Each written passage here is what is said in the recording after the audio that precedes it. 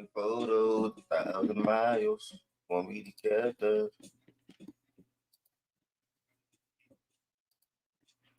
an angel with an attitude.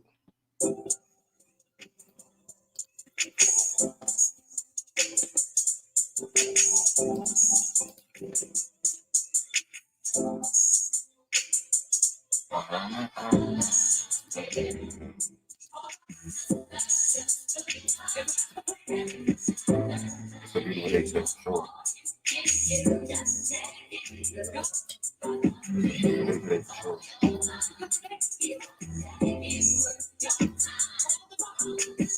One nigga need a bus. And you know, we're around town. I'm I'm the best, EST. I be in Kentucky getting money like I'm EST. I can land in Memphis, make a million like I'm PRE. Baby, I'm that nigga where I'm from and where you be. Just where you at. I'm at the top where it's known that watching film. Yeah, I'm scoping in the game. Plus, I'm coaching past the ball. Coaching open. Niggas in the way. I'm just trying to get the thing. Trap in like shit for me. I was pressing my mixtapes for niggas getting it most. Won't block my cousin. All night. I can go to Milwaukee, arena, Mopac in the boss game. No, 5 times platinum.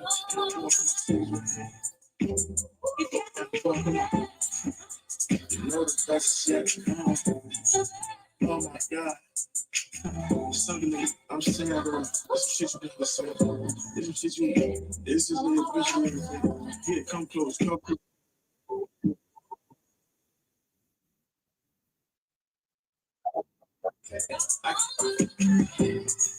Hey, listen, no shade. I'm going to Milwaukee, bro. I feel like I'm teeth like the best. Come on. Oh,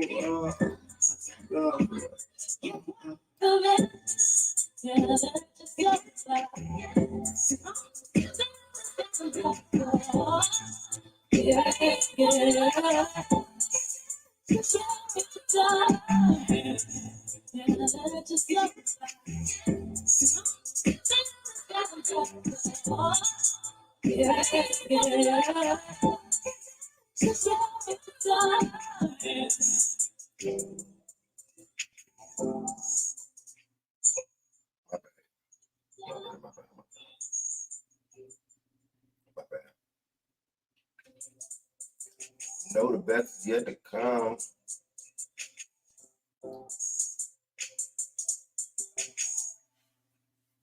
Hey.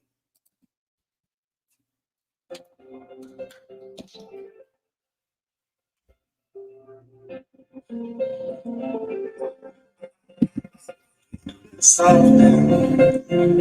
I'm not so wrong. They got headache.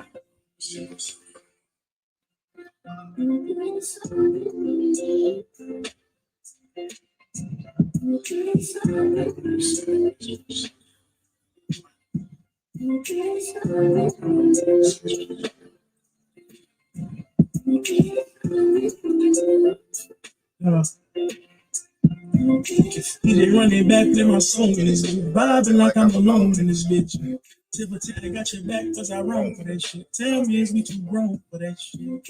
I wanna lock it in, baby, no way in my options. Wanna travel, see the world, get drunk on the island. Wanna settle, start a family, so tell me about it. And you so perfect, baby, don't get nobody that got social anxiety I feel. And I done been this way for some years. I don't really get along with my peers. Everything that they do to me is weird. So, in a world full of weirdos, fools and scrubs, tell me what is it you're willing to do for love? You know it's true that the dating pool is fucked. Ain't nobody out here, baby, just me. And I know, and I know, and I know, and I know a broken heart when I see one. And I feel, and I feel, and I feel, and I feel like I love you more.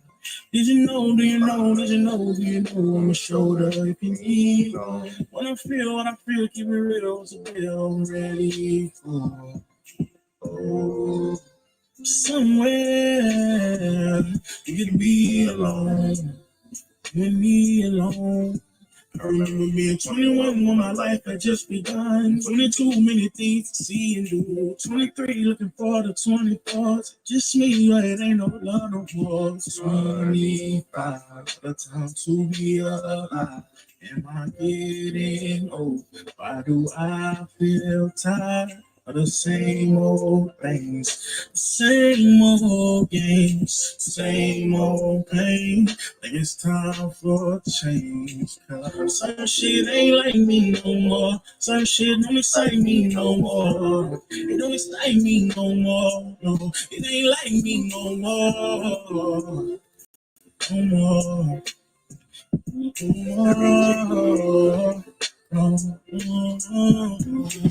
Some shit don't excite me no more. It ain't like me no more. This ain't like me no more. No, it don't excite me no more.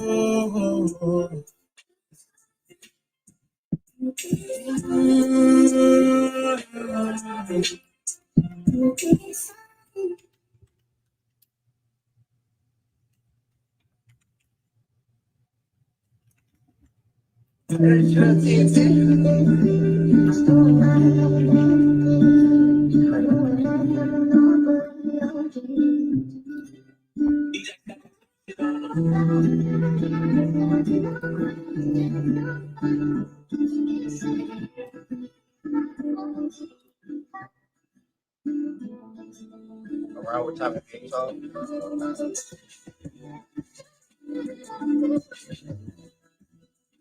like an hour.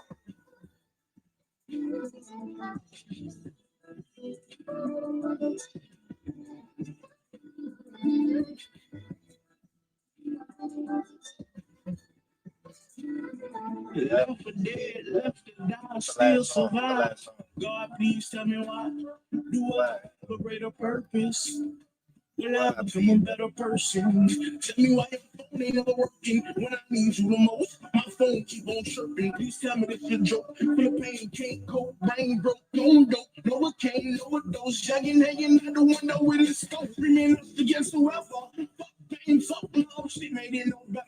Heart cold below zero, baby, bring your own sweater. I was born inside a storm, I'm so used to rain puddles. My man need my umbrella. I was getting high last night when I thought about you. I was getting fly last night when I thought about you. I know you're watching, I'm sorry. Tell me what did I do? And they tell me that you're okay. I was just checking on you. Lost in love again. Abuse and drug again. Yeah.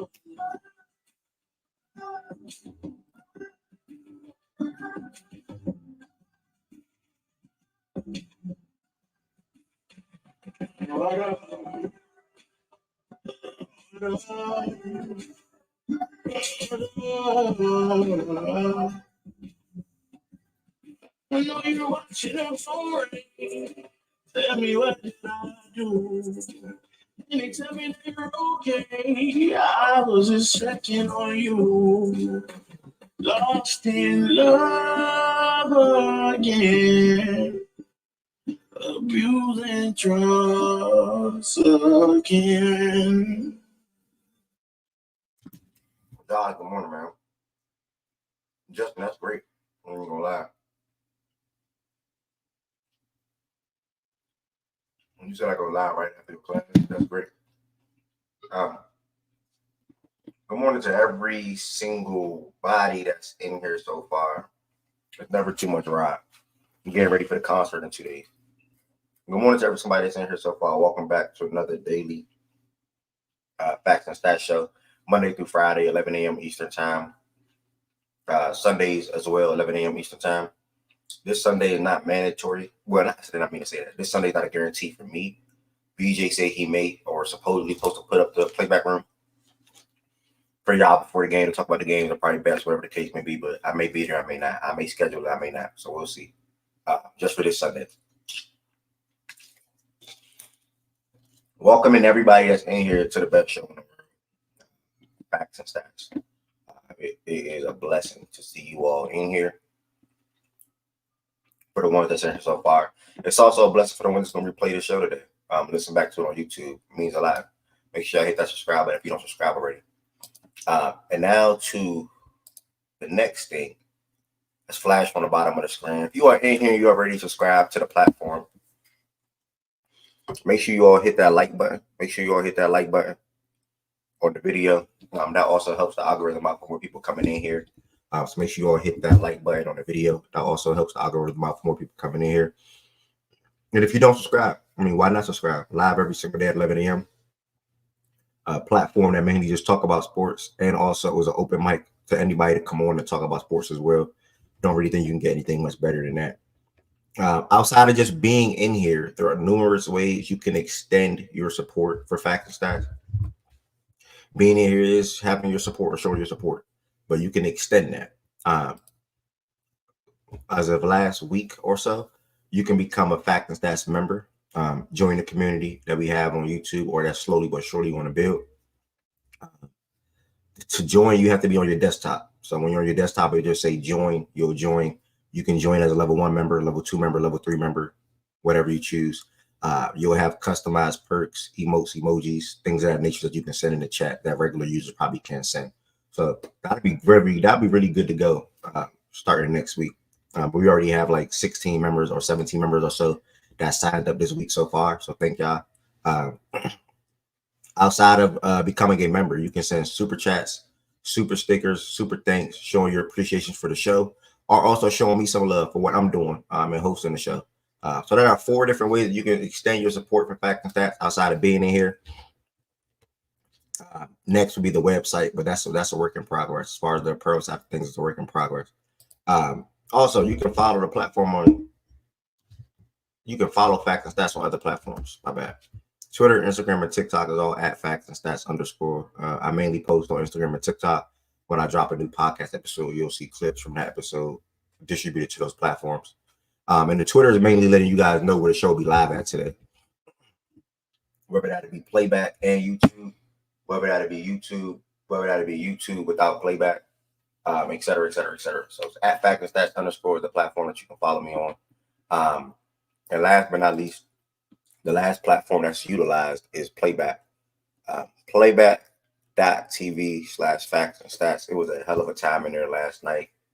I'm literally going to post a clip of when Sabrina hit that game winner, probably about an hour or so. Yeah, man, it was a hell of a time in there last night. Playback is a platform that I have a partnership with that allows me to host a show on there on a day-to-day basis. But outside of hosting a show on there,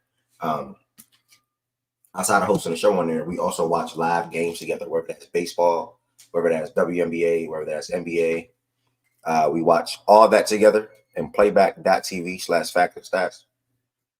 Over 1,400 members signed up in the Facts and Stats playback room. So if you are not a member, you can sign up and join the Facts and Stats playback room, no charge. So keep that in mind. Playback.tv/Facts and Stats.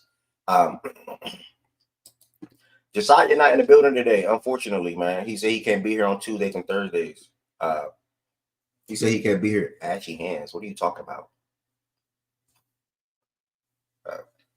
I don't know what you're talking about, brother. All right. Josiah not here on Thursday, so good morning. I'm gonna show maybe bypass, but I'm not going in depth. I didn't watch the game. I'll be honest, if I watched the game, I watched the WNBA game and I watched the Heat preseason game and a little bit of Chicago. But it ain't much to talk about. As far as the Dodgers, right? Yeah, I mean they bludgeoned him. Shohei hit a big home run. Yeah, it's pretty long and short of it. Yeah, so Dodgers take a 2-1 lead. West is coming up. Let's see what you got to say about it. Got Yankees and Guardians tonight. Back in Cleveland. Be more, I swear, bro. I'm not even joking. I swear, bro. You swear what? Good morning. He's talking about the Heat. How the fellas doing, man? Yeah, Dodgers, they handled business last night. Like I previously said, last time I spoke about just the teams left in the playoffs, strengths, weaknesses, and how the games are looking. The Mets, when they don't have bats, they're not they're really. I mean, any team when they don't have great bats is subject to just being bad. But the Mets is just a different level. And it was more of that last night. Couldn't get their offense going, and they got handled, truly beat handily. Shout out to the Dodgers. I think Bueller pitched last night. He was amazing. He did a really good job. Bless you. Dodgers got their I'm bats supposed going, to. and the Dodgers were able to, just do what they're supposed to do. Capitalize when guys got on base, um, and also just timely hits. Like, Hernandez.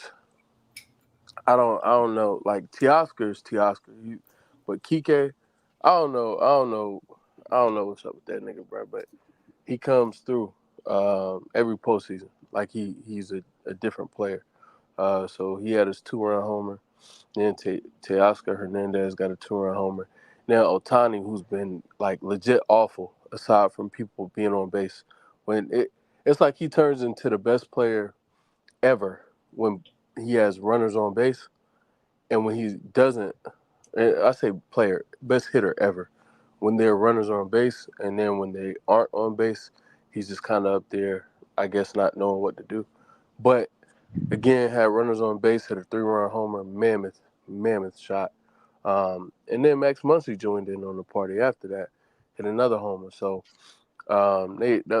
that was at 8 runs. Otani's was a 3-run homer. Maxie had a solo shot, and they handled business, man. So shout out to the Dodgers. I'm eager to see if we can get a 3-0 lead tonight against the Guardians. On to Cleveland. But yeah, and the Mets got a whole serve tonight. And their format is different than like the NBA. It's the old format for the NBA 2-3-2 in the MLB. So Mets have 2 more opportunities to hold serve on their field and try to go back to LA up 1 and just need 1 game to close. But Mets got to handle business.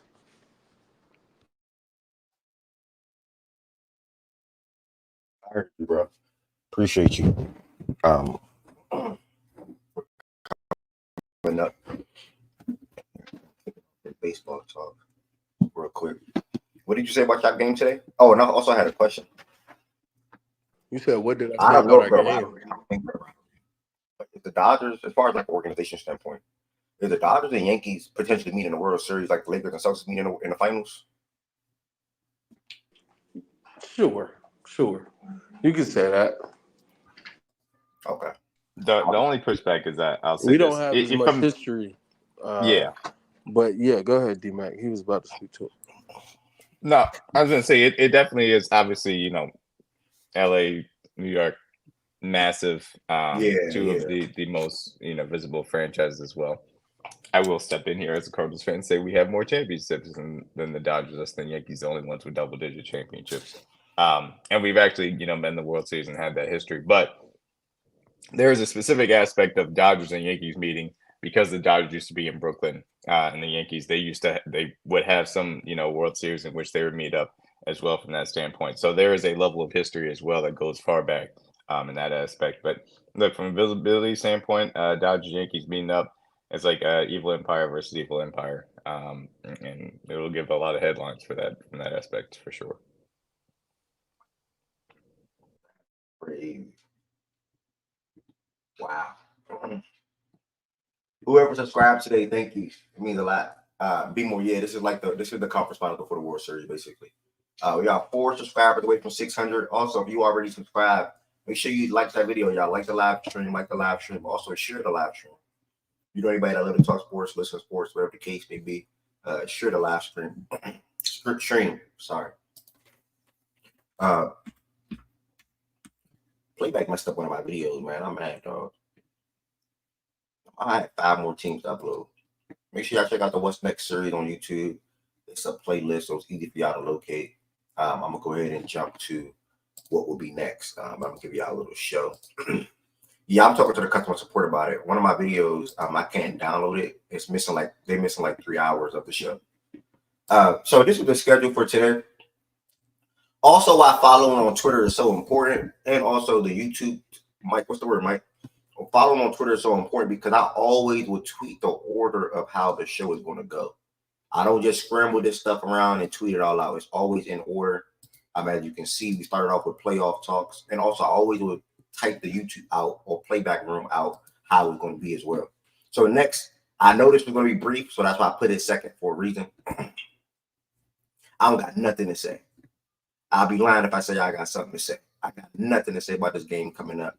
It's the Saints and the Broncos. We had BJ on the stage.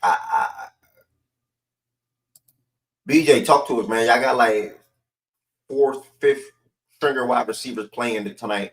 You trying to be disrespectful? Oh, West 2. Where Africa's just slipped my mind.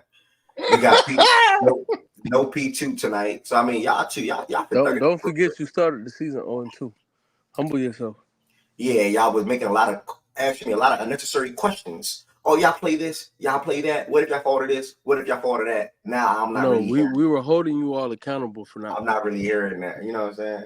Shout out to my nigga Good, because you know when it's all said and done, when it comes to week 12, week 13, week 14, we know who's gonna be in the top 5. But stop jacking that, bro. The Niners are not the Ravens, bro. Like you gotta stop jacking that. The Ravens are the Ravens. The Chiefs are the Chiefs. The Niners are a step below.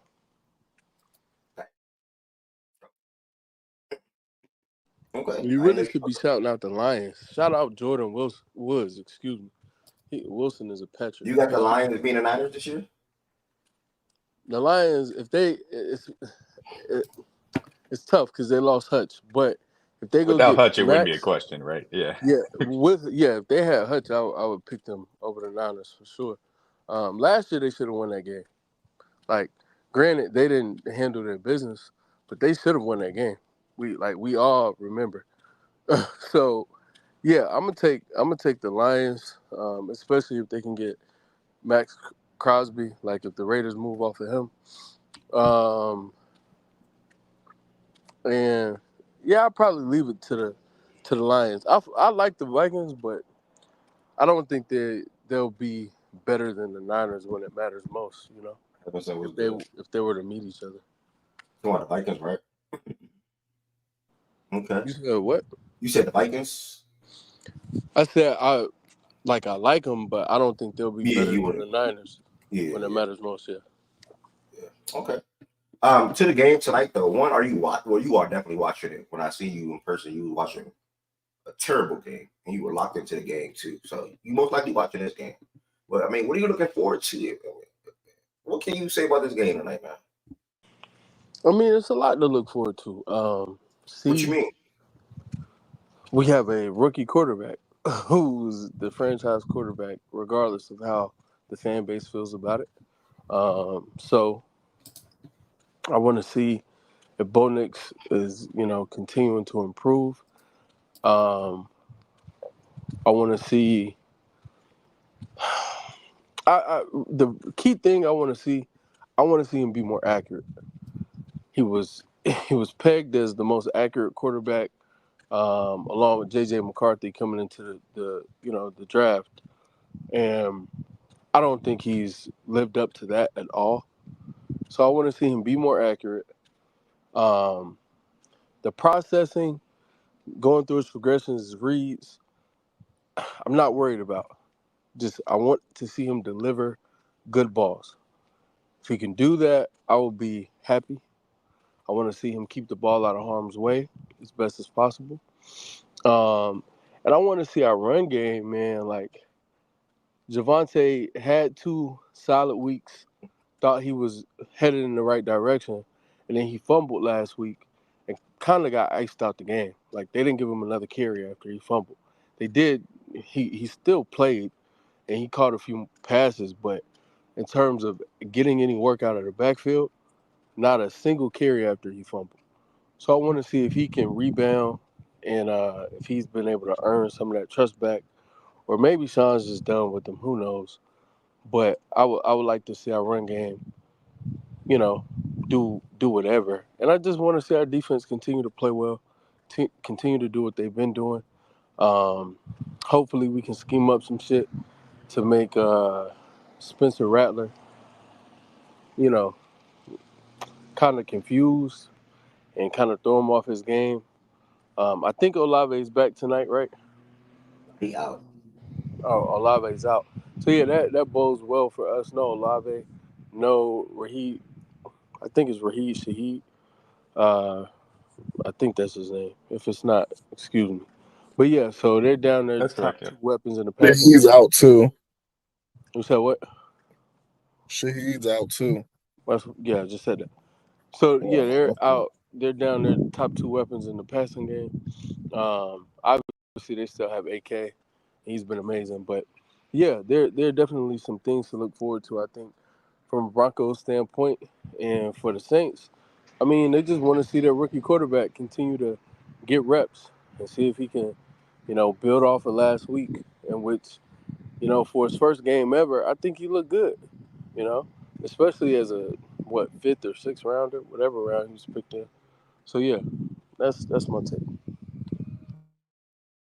BJ, you got anything to say about the Saints side of things? Bub memes game today, man. And it's always gonna be fuck Sean Payton till the day I die. So you know what that means. Fuck him. I don't care if we lose any other game, as long as we win this game. Wait, actually take that back. Win this game, beat the Commanders, beat the Falcons, and my life is complete. My season is complete. Why the Commanders? Just because I live here and I don't want to see none of these fans happy. Oh, okay, that's fair. Yeah, I don't want to see none. I'm sick of it. They smile too much for me. I'm sick of it. Bro, he said they smile too much for me. All right, bro. I mean, yeah. And then Black, to answer you in the chat, I'm assuming the Saints are underdogs because of just their injury. They're depleted. Mention their starting quarterback. Mention their top two wide receivers. Yep. 85% of the offense is gone. Yeah, so. Damn, I thought the game was in Denver. I didn't know it was in New Orleans. Yeah. Yeah, so I mean, it's tough. Hey, where did Bud Means come from? A rookie. What college he went to? Pittsburgh, I think. Okay. All right, so that's that for that game tonight, man. I like Bud Memes yards. I always got to get a chat a nice primetime lock. Bud Memes first quarter yard. Yep, 2.5.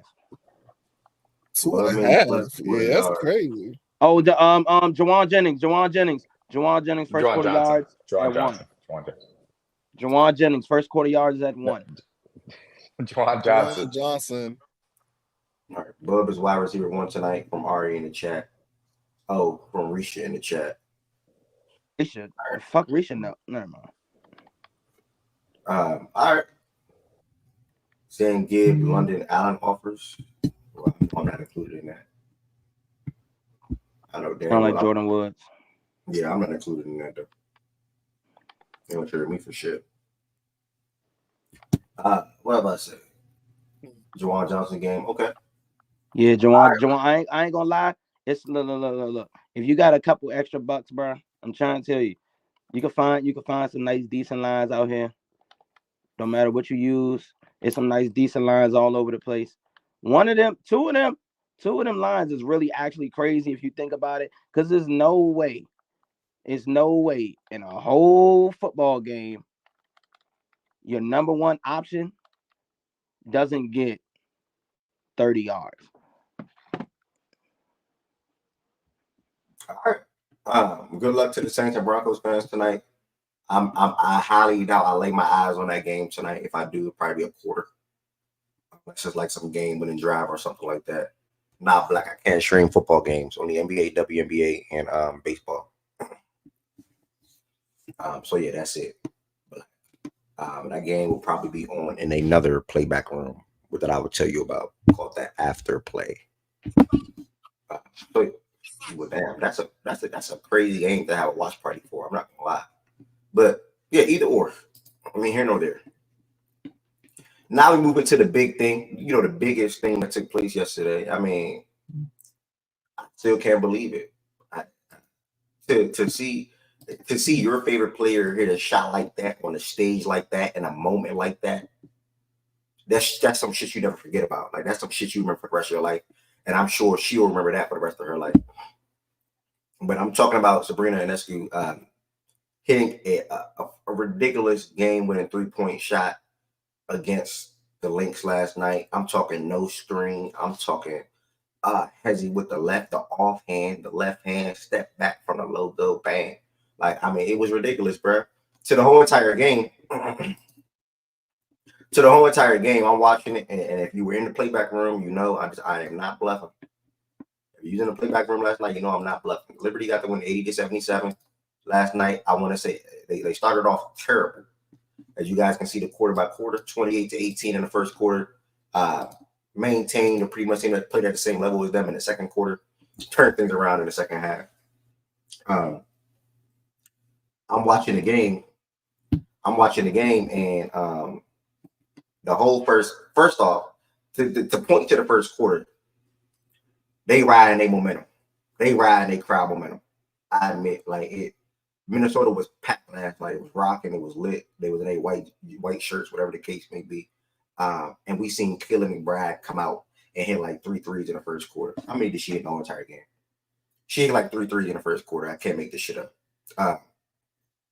Bridget was doing turnaround, end of the shot clock type bullshit shots in the first half. Aaron Smith could not miss. I bet so I don't know what was going on with them yesterday, bro. I believe Don Smith was in foul trouble yesterday. I'm talking about early on. Oh, okay. I'm just early on specifically. Yeah, I mean, Kayla came off. She was playing really damn good in the first quarter, and we just weren't playing good basketball at the time. But I think we were down by like 10 or something like that at some point in the fourth quarter. Maybe we even went down, I think, 15. I said fourth quarter, second quarter. I think we even went down like 15 at a point. And I'm watching the game, and I'm saying this on my mouth. Like, they're not better than us. Like, it wasn't even no hate issue. I'm just literally looking at the game. They're not better than us. They're getting a lot of flukies, a lot of fluke shots. A lot of things were going their way yesterday. I can't even say they're making tough shots. More so like fluke shots, while we just weren't converting on our end, in my opinion. So I feel like as long as we stayed within reach, things are going to turn around in the second half. And looky here, I'm gonna jump straight to the fourth quarter. I mean, you see the difference when it comes to level of players. I said this yesterday. I think we win the game. I know Minnesota's gonna be rocking. I think we could sort of kind of try to continue to contain feet. I think we did a damn good job when it comes to defending feet yesterday. She just made some good shots. She was 9 for 22 overall in the game though, but she made some good shots.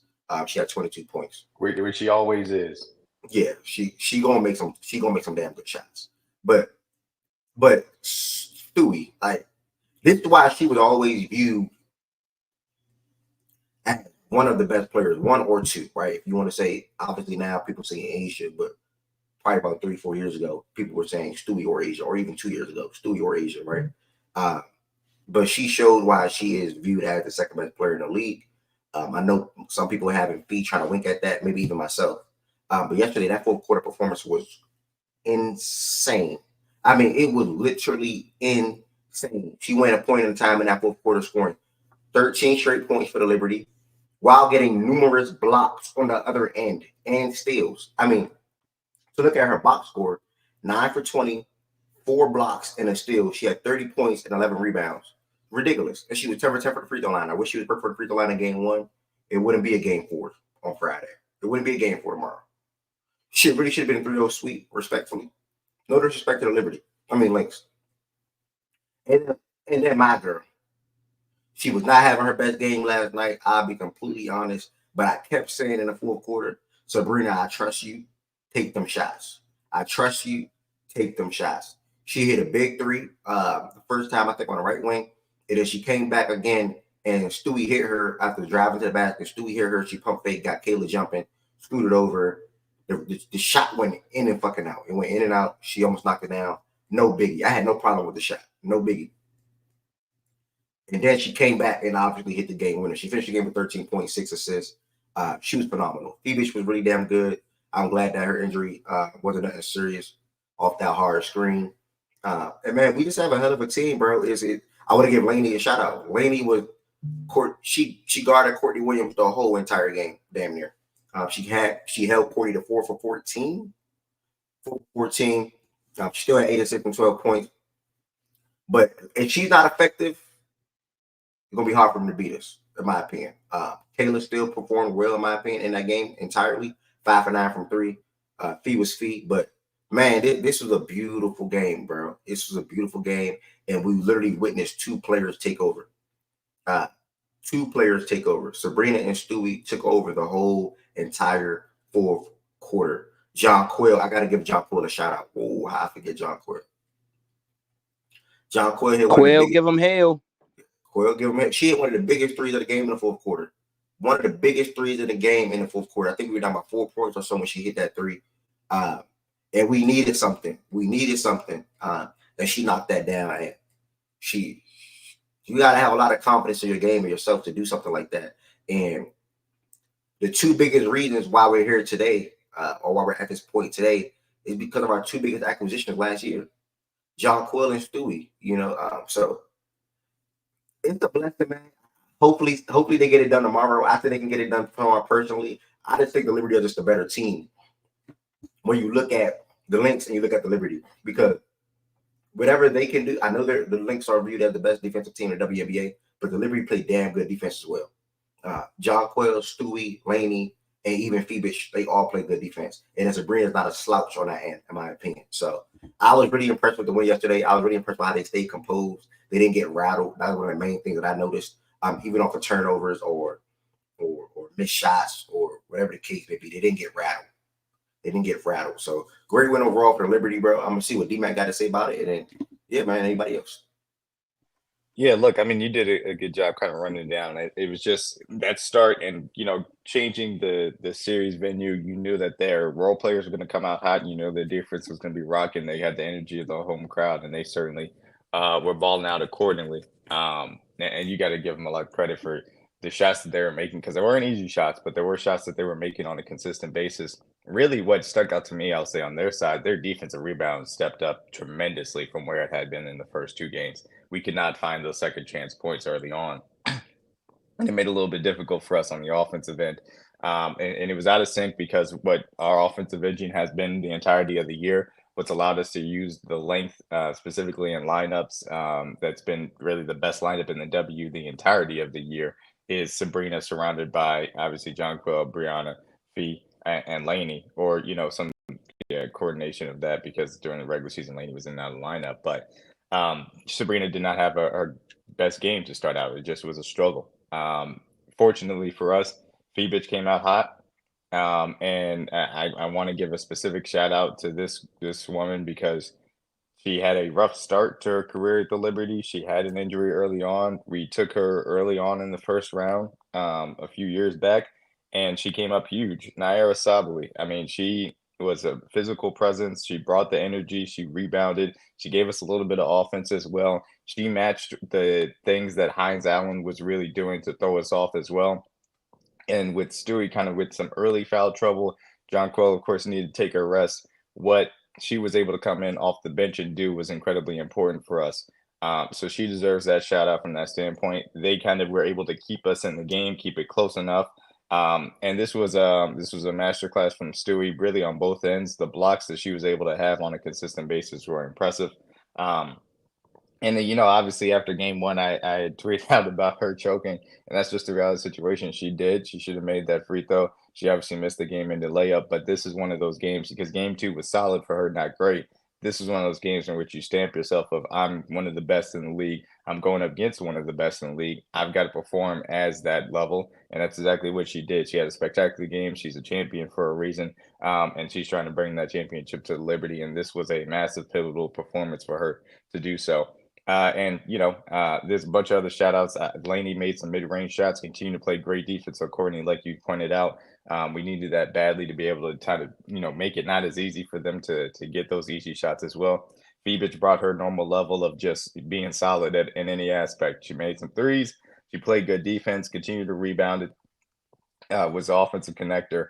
She's everything that we've needed so far to help out our lineup, to round up our rotation. She's been amazing. Laney, like I said, played good defense as well. And John Quill, she struggled, I think, in some respects, and it's frustrating at times when she brings the ball down, because nobody on the floor can get it from her when she just keeps it up in the air and just goes right back up with it. But like you said, that big 3 when we were down 4, massive shot, and you got to have a lot of confidence. She had a similar shot to game 2 as well. And she just has a knack for being able to come up with a 3 in the big spot when we need her to. And then, yeah, I mean, it comes down to Sabrina. That's just you struggle for an entirety of a game, but that doesn't take you out of it. Shooters shoot, and that's exactly what she did in the fourth quarter. And that first 3 was nails. Like that first 3 was impressive, but oh man, that is one of the most impressive shots you're going to see in basketball. And it's her and Witherspoon as far as Liberty history now, as far as impressive final shots. But that little hesitation, get to the right to left, and really create just enough space and knock down that 3. She didn't know if she wanted to me mug or cry afterwards, and honestly, I didn't know either. That was spectacular as far as that's concerned. So everybody contributed in the way that they needed to. And against what is a very tough Lynx team, a team that does not go away, a team that plays incredible team defense, a team that understands how to play offense with their strengths that they do. We're in position that we're 1 win away from our first championship. So spectacular basketball. And that's the one thing I do want to end off on, is that as a basketball fan, aside from being a Liberty fan, this has just been an incredible series. I mean, it's all the drama, runs back and forth, comebacks. We got 2 great teams, 2 teams that know how to play basketball at an incredibly high level on both ends of the floor, that challenge each of them to find creative solutions to be able to get buckets and get defensive stops. I agree with your sentiment in that I do think we are the best team. I thought that we were the best team the entirety of the year. But still, the Lynx are worthy challengers, and they're making it incredibly difficult on us. But yeah, I mean, this is an amazing basketball series, to be honest with you. I don't know how any other way to say it. And I mean, I can't understand how, if you're a basketball fan, you can't be entertained by this. But it's awesome as a Liberty fan. And that last night was a special game to witness. The funny thing about that shot, I really think they were trying to run something for Stewie. I think they were trying to run something for Stewie, and Sabrina was just like, fuck it. I think I can do something here. Stewie started a low baseline, if I'm not mistaken. Let me try to. Stewie started a low baseline, and obviously John Quill was up there with Sabrina, and then John Quill immediately set like a fake screen. Immediately went to go try to free up Stewie. Let me show you what I'm trying to show you. I'm trying to talk about. Yeah, and she couldn't get free off of that. Yeah, she faked the ball screen and then was going to loop around and go ahead and get Stewie's man on the other side, Stewie's woman on the other side. Yeah. And they just didn't pop free, so Stewie backed off, and then they just ran it. Yep. So, yeah, it looks like John Quill didn't even try to screen Stewie feed. I don't know what that was, but either way, I mean, I highly doubt that was the call. Because look, there's no way that's the call. You remember the huddle? What happened in the huddle? She called for a ghost screen. The coach was telling them, do a ghost screen. It was the previous possession, though. Uh-huh. The coach was telling them, ghost screen. And I think that was one of the actions they wanted to run back to, where they fake it to just get the advantage. Just create a little confusion in the defense. Throw whoever the primary is out of position real quick. Because you see she backs up trying to brace for it real quick, ever so slightly. Brina fakes right as if she's going to go with it, then goes back left, and then boom. Oh, my God, bro, that is so hell of a move, tough, man. bro. The Hezzy, too? Come on, bro, it's so tough. Hezzy in and out just to get enough space on the bro, relax, bro.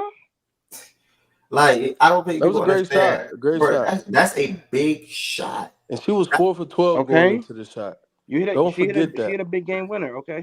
Like, you got, bro, you can't hate on this, BJ. You can't hate on this. I'm not hating, but y'all think y'all never seen that shit before. Y'all like y'all never seen this shit before. I mean, there's very in the women's shots game that on this stage. I haven't. That's one of the biggest shots in WNBA Finals history. I know that's for a fact. It got to be. That's one of the biggest shots in WNBA. I mean, that's one of the. I don't want to say it, but this is one of the biggest shots that you're ever going to see on a basketball court. It's a finals in a pivotal series, and you bring your team up 3. That's a fact. I said that last night, bro. Nah, bro. That's a game winner, BJ. You can't poo-poo that, bro. And it's not just the shot alone. It's how she gets to the shot. It's not better than a Kawhi shot. Of course it's not, but that's not what we're it's a discussing. series ender, but I mean, it's a hell of a shot. Is all I'm everybody's laughing, saying. Mish. What's up, That was a Mish? hell of a game. That was a hell Talk of a to me, game. Mish. Shout out Stewie. People had some crazy things to say about Stewie. I was included in that. Said Stewie need to go home. Like if you're not, excuse me, like fully just here, go home, take a seat, take a breather, man. And she woke up for sure. She was the best player on the court, hands down, last night. You felt her offensively, you felt her defensively, and you saw, oh, that's the woman who won MVP. That's the woman who nobody said the was. biggest shot in finals history. Yeah, nobody said that, Mish. Y'all need to. It's early in the morning. Go ahead and get some Q-tips, clean out your ears, and try again. I said one of. I didn't say. Hey, Mish, they crazy, bro. They're crazy. They're That's really crazy. crazy. Nobody said that bullshit though. But nobody said that though, Wes. My bad. Nobody Bro. said that bullshit. I love you too, though. No, you don't. I do love Mish.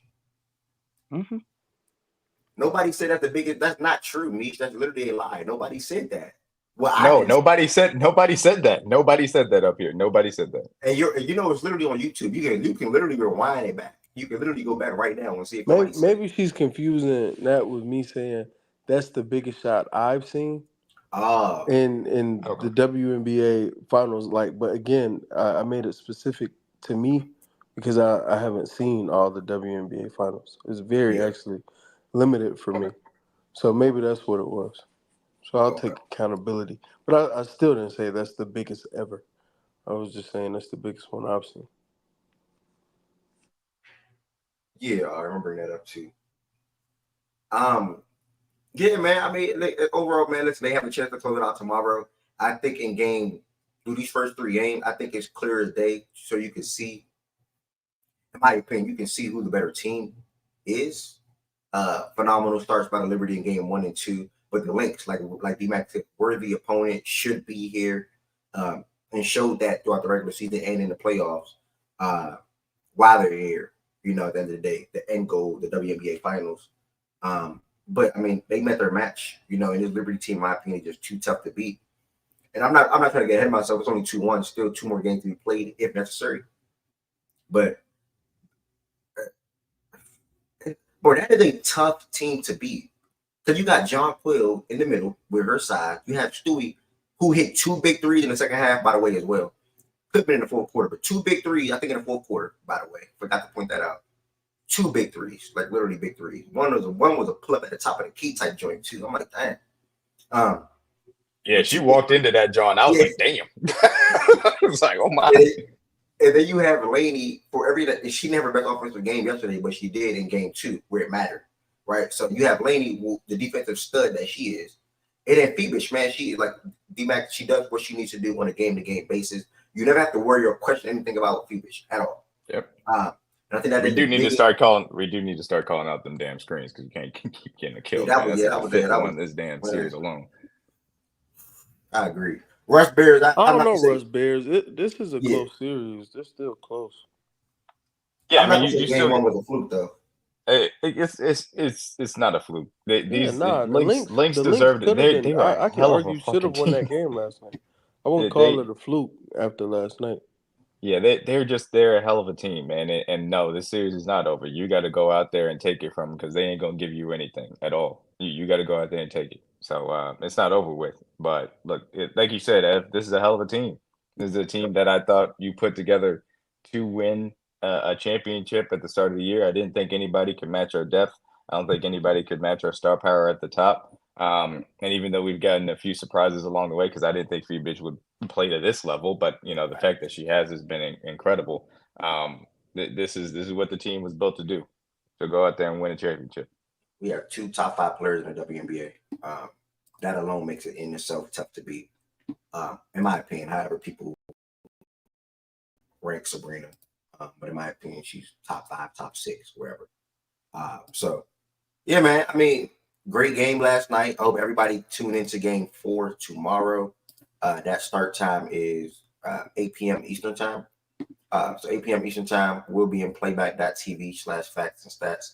Again, playback.tv/facts and stats. That's where we'll be watching that game at. And yeah, man, shout out to the link, shout out to Liberty. But shout out to everybody that chimed in on it so far. While I'm here, I'm going to stay on that NBA concluding their top 100 players in the world. And then I'm going to shift to centers. Or should I go? I'll go centers and then this. No. Centers should be quick. As now, this does not seem like it'll be a long show today, but that is perfectly fine. I am low-key working through a headache right now. So yeah, bear with me. Good game in preseason basketball last night, by the way. I'm gonna circle back to that in a second. Let me go ahead. We can go ahead and do the centers list really quickly, or however long it takes, and then top. Yeah, centers.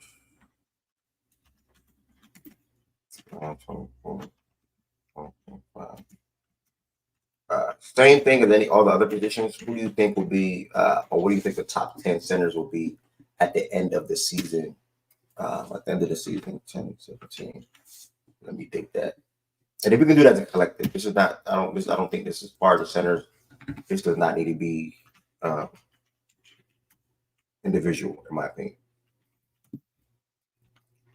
And can y'all start dropping some names in the comments for the pool real quick?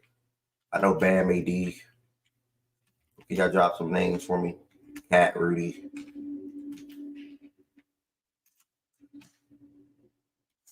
Let's see. Yeah. Claxton, I guess. Who? You said who? Claxton, I guess. Bam, AD, Rudy, Cat, Jokic. I forgot to say Jokic. We putting Jay up there. Who? Jared Allen. Jared Allen. Turner, Porzingis. iHeart. People say iHeart. Come on, bro. Nigga, I'm dead ass. What are you talking about? Speedy recovery, though, bro. I woke up to that. Yeah, wishing him the best. Bro, if you put Lively on this list, iHeart better be in the pool. Why would I put Lively on there? Somebody said I'm Lively saying in the pool. Like, we naming centers. But anywho. Sengun, yeah, I mean, we can put Lively and Sengun. I'll put iHeart. I don't care. I'll put iHeart. You said Chet. Cheddar Bob, you feel me? Aiden. Yeah, nigga gonna put Aiden in the pool, but you can say iHeart. Yeah, Lively as well. Okay, Sabonis. Sabonis, thank you. Sabonis, yeah.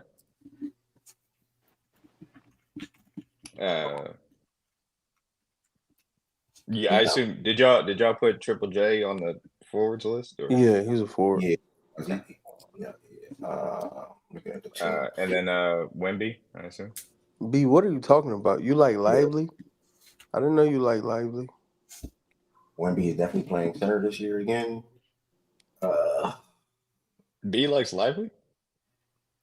Who don't she Apparently, like, she talking about I want attention because Oh wait, is she a fake Duke fan? Oh yeah, she's a Duke fan. That's what it is. Okay, got it.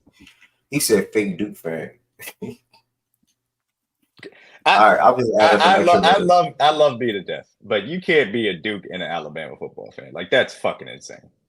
That's what they typically look. Good is the same. I'm not good is the same way. But everybody I know that's a Duke fan, magically their football team is Bama, bro. That's why I don't like none of them. I don't like nobody that like Duke or Bama. I don't like nobody that like Duke or Bama, bro. Nobody. Well, I mean, Embiid and Jokic are implied, I assume. Oh damn! I didn't even say Embiid. That's crazy. I cannot put Embiid name that far. Hold on. Let me put Embiid at the front because I forgot. I can't put it that far down. That's crazy. I'm looking at the team now. I think we're good. Bro, Duran? Come on, bro. No way UGA and Kentucky fan is talking. Draymond is the last ad. Vooch, Duran. Put some names in the pool. Draymond. Nigga scoffed at iHeart. Niggas be having the nerve, man. You good, bro? I'm great. I just want you to know, you niggas be having the nerve. All right, bro. All right, I think we're good now. Let me read some of the YouTube comments. Actually, I'm a fan of greatness. I can't help it. No way a UGA and a Kentucky fan is talking.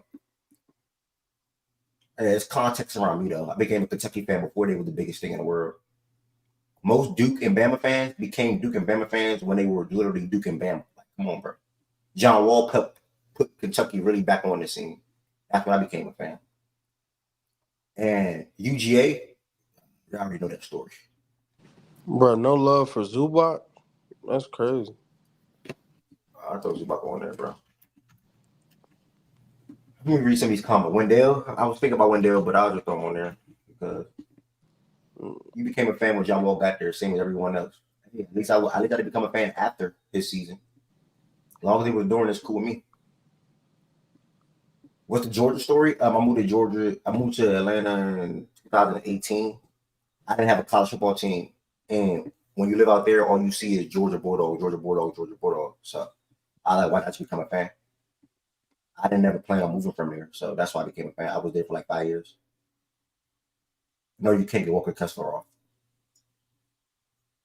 So yeah, I didn't have a college football fan. I was trying to get back into college football. I started watching college football like middle school, and then I started watching college football.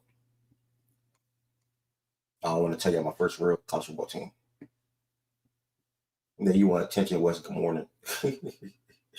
Heaven said Edie. I'm not putting Edie on there. Heaven said for what? Shaggy and Heaven said for what? Jakob, I was thinking Jakob.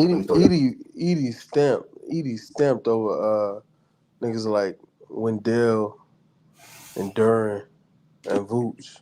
You fanned out, bro. I'm fanned out because I said that. Let me relax. My fault. Georgia, Kentucky, Yankees. That's a hell of a lineup. Yeah. Shout out to them Yankees, man. Yeah, shout out to them Yankees. No fun. Shout out to them Yankees, man. We gonna go ahead and kick it off. My first one, obviously, Jokic. Bro, that nigga is not a Yankees fan, bro. But go ahead. Who? You. What are you talking about? You said Georgia, Kentucky, Yankees. Who else? So you think Shaggy typed that for no reason? You think Shaggy typed that in the chat for no reason? I thought he was talking about you. He is. That's my point. So he clearly I said that nigga's not a Yankee fan. He clearly knows I'm a Yankees fan, bro. No. Like, you're not a Yankee fan. But that nigga. Wait, you said that you was an Orioles fan. You're an Orioles fan, bro. Stop. I'm not letting you niggas get this off. He's an Orioles fan, and he has to wear that. Sit over there with Z-Farm. Sit over there with Z-Farm. At the losers table, my nigga. You don't get to reap the benefits of what we sold, nigga. Fuck out of here. D-Mac, I'm gonna keep it a buck with you. Uh-huh. I've been a Yankees fan for 10 plus years. I started being a Yankees fan. Never followed the season a day in his life. I started being a Yankees fan in 07 or 08. Last summer was when I made the switch. So technically, I'm still fresh. Like, the love is still there type shit. You know what I'm saying? Like, I'm not all the way over. You know when you have a long breakup, you with somebody for years and y'all break up, you sort of kind of think about that person time and time again. So I'm still fresh type shit. Like, you know what I'm saying? It's only a year. So this was just a year ago when I switched. It was last summer. BJ can tell you. BJ was in the car with me last summer, bro. We went to the Ravens practice. Literally how it happened. We went to the Ravens training camp practice in Baltimore. The Ravens stadium was right here and the Orioles stadium was right there. And I'm like, all right, I'm back home. I'm a Ravens fan. I might as well become an Orioles fan too. So it was like, you know what I'm saying? Like, that's literally all that happened. So technically, I like both, man. Go Yankees. That's what I got to say. Go Yankees, man. Go Yankees. You sound like a motherfucker who I like Duke and Carolina. Nigga, what? Get the fuck on. I mean, on, the Orioles and Yankees are rivals. I don't know about that though. Get the fuck on, bro. I learned that this year, but I didn't know. You not fucking with us, bro. We not fucking with you. Stay over there with your bum ass Orioles. When you first met me, don't forget, you got Holiday, my nigga. Be happy. Sitting on the fucking couch, nigga. Yeah. Holiday. I don't got nothing bad to say about the Yankees gang. If y'all make the World Series, I hope y'all win it. I hope y'all win it. No funny. Emphasis on y'all. Yeah, cool, bro. Look at it. If the love is still there. I vote Embiid too. The love is still there. You say you, huh? Oh, whoa. I've been a Heat fan since 04. Don't do that. I've been a Heat fan for 20 years. Stop it. Wait, so when Wade got drafted? When Wade got drafted, I've been Heat fan. Been my favorite player. I don't blame you. Wade was my favorite player in the NBA for a long time, even as a Nets fan. Yeah, I played like him when I was younger, so I was. I do think Luka can eclipse my love for Wade, but Wade was he ridiculous, bro. Luka and Booker is right there.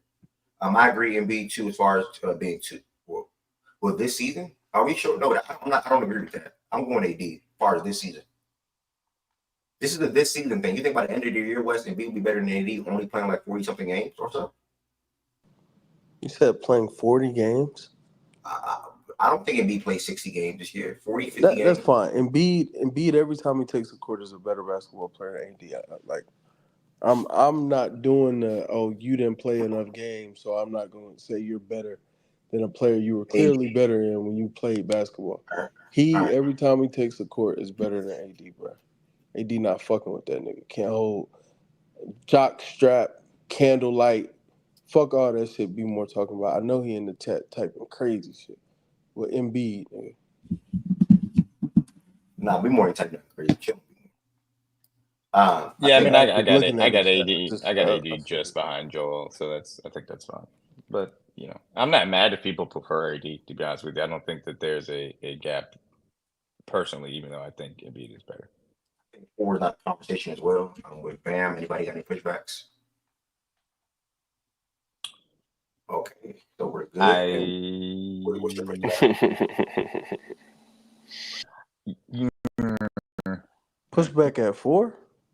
Huh? Yeah, pushback at 4. Anybody got pushback? No. Bam clearly. Bam entering that. Bam should be 4. Offensively, he'll never be in a tier with AD, but Bam that's a different dude, man. Bam should be 4, but I'll be honest with you guys. I was told lies about this Wemby guy. Bam is 4. I was told lies there. I would not be opposed to taking Wemby over Bam personally. You think Wemby can have a better season? I think he can. Possibly. He might. Wemby can't get out there and check point guards all game D-Mac like Bam can. So Wemby's not that good on defense. I think Bam is a more versatile defender from that standpoint, but I think Wemby can still have an elite defensive presence that is on a similar level as Bam. And it depends on how much Bam adds to his game. Obviously, we know the 3-point thing is something that he worked on, obviously showcased in the Olympics. That's something that they said they're going to be trying to feature for the Heat. So it's one of those things where I think Bam is going to get better, and I think Wemby is also going to get a lot better. So I don't know how balance it out. I think Bam deserves to be 4 because we have the evidence of what he is and what we think that he can add as well. But if Wemby is better, I would not be surprised by any means. Bam. Okay. Bam. I think D-Mac. I think it's a year early for me, but I feel you like on his development and just truly getting better. Him being Wemby. But I feel like it's a year early for me. I think year 3 for sure, he can and probably will be better than Bam. I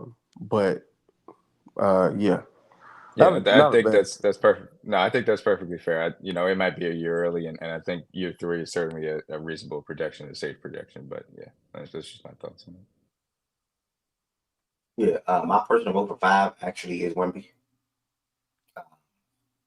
For anybody, who else y'all going with? I don't think it would be anybody else, bro. I mean, it could be him. Even though, it's weird though, because he deserves this. But my next guy, I wish he would get some love. I know who you going next, bro. I already know you got it. Yeah, I'm glad. It's only one name to go next. Wait, who you go? Oh, you talking about at 5 or 6? At 6. At 6. Oh, okay. Who you going at 6? Sabonis. Yes, his guy, bro. Sabonis, it's not a bad pick though. That's probably it's him or Rudy. It probably should be Chet, but I'm still. No. Hold on. Sabonis have a better season. You just heard a nigga say Wemby, and but you not crazy take, but you like Bam. He went to Kentucky and he plays for Miami. Fact. You heard someone say Wemby could be better than Bam this year. No pushback. I say you did the pushback for me. Probably should be Chet. And you talking about some no, like nigga, what? Brother, you did the pushback for me, which I didn't say nothing. Okay, and also when it came to Ford, Wemby came in my mind, but out of respect for Bam and what he's going to do this year offensively and defensively, I still got to rightfully so put Bam at 4. But when it comes to 5, Wemby is clearly 5. And when you look at Sabonis and Can Chet, Bam average 4 blocks? When you look at Wemby, Chet and Sabonis, bro, we know what Sabonis is going to give us this year. I'm talking. We also know that Chet's going to be a top 7 defender at worst. He's going to be a top 7 defender, and we know he's going to be an efficient 17 a game. Like, what are you talking about? He yes, uber efficient. He granted he dropped down. I didn't say both players aren't efficient. He dropped down.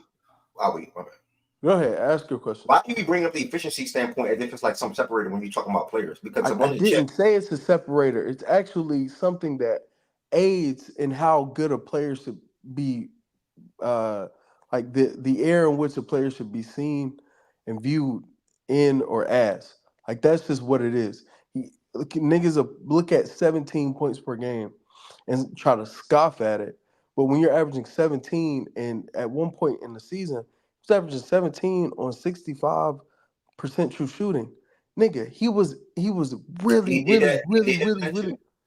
You said what? He did that last year. Yes, there was a point in the season, past the All-Star break, where he was, because we were having some Sengun debates, and all the Sengun's people were, Sengun is a hub. He's averaging 20, blah blah blah blah blah, and Chet was embarrassing this nigga defensively, and when it came to efficiency, he was embarrassing that nigga efficiency-wise. And the Sengun people were hanging on, well, he's the hub of the offense, has more responsibility. I'm going to take that over the 17 a game as a third option, whatever. But again, when you are offering all NBA level defense, along with, and again, I said top 7 defender in the world. For me, I think that's what he'll be this year. And I'm giving you like really, really plus offense as well. To say like it's crazy that he could be better than Sabonis, I think that's relying on Sabonis as a hub. But I still voted Sabonis, so I'm not mad. Yes, I was about to say, like, at the end of the day, you still was bonus anyway. But I got a second question for you, though. You see, be more. You see what he said? Chet y'all lose me when y'all bring up the +5, +6, +7 efficiency shit like that. I'm not there yet. My brain ain't processing all that type of shit right now. Why would you say is the +5 relative to league average, or are we comparing two players? I haven't seen that. I believe it's league average. I think that was league average. Okay. So when y'all type that as league average. Huh? Okay. So when y'all type the plus whatever efficiency, that was league average. Okay. Yeah, I always do it the league average. But like if I'm doing it compared to a player, I'll say specific. I'll like make it specific. Compared to blah blah, he was plus whatever. Be more.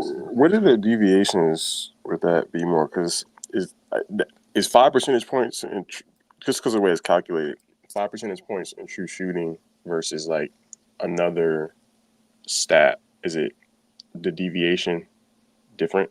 Like what is like with this? If you understand what I'm asking, you be more. I've always wanted to ask that because I haven't really looked into it. So be more. Why would one say Chet over Rudy then? If Rudy was +9 efficiency, with being the best defensive player in the world, or one of a top 3 defensive player in the league, compared to Chet being top 7 according to West, while giving you what he's doing rebounding and finishing around the rim as well. Why would you say Chet over Rudy? West, just curious. Hold on, what was your question? Why would you say Chet over Rudy? He's just clearly better offensively. So the Rudy, even if he's depoy level again, I think Chet. So he's better than Chet defensively, but Chet is a hell of a defender. And then offensively, it's not close. So for me, now I hear the people who will say, I still will take Rudy being able to make any defense, quote unquote, top 5 or top 7, like over Chet's, whatever, and that's fine.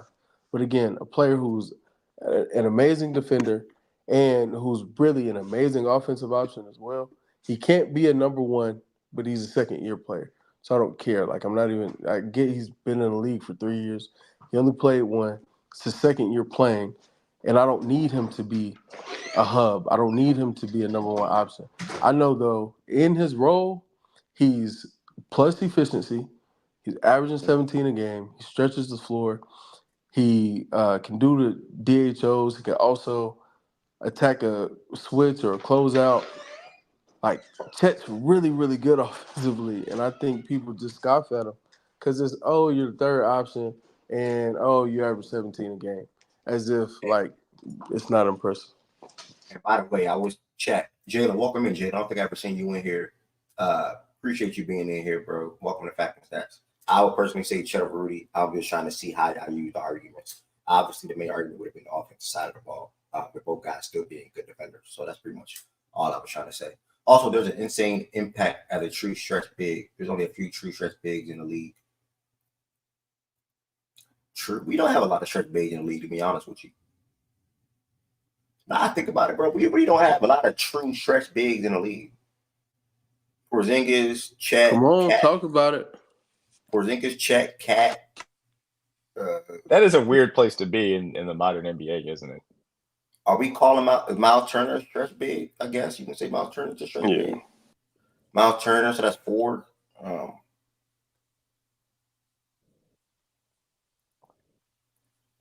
Damn. Is Vooch a stretch big? Vucevic? Technically, I mean, yes. Brook Lopez, however you feel about Brook. Yes, they are. Yeah, so he's 6. Laurie 7 foot. I don't care if he's a stretch big. No, Vooch shoot better than Valanciunas, Heavenson. Yeah. Vucevic, Nikola, he like a, but he shoot better than Valanciunas though. He certainly shoots him, doesn't hit him now. Okay. All right. Number 6. What, anybody disagree with Sabonis? Looking at this pool, I'm very comfortable with Sabonis as well. You sure it's not a good one, yeah. It's weird though, because a lot of people are gonna be mad because at this list, because there's gonna be a lot of people who say Rudy's better than Sabonis and Chet. It's gonna be interesting. That's why I brought up Rudy.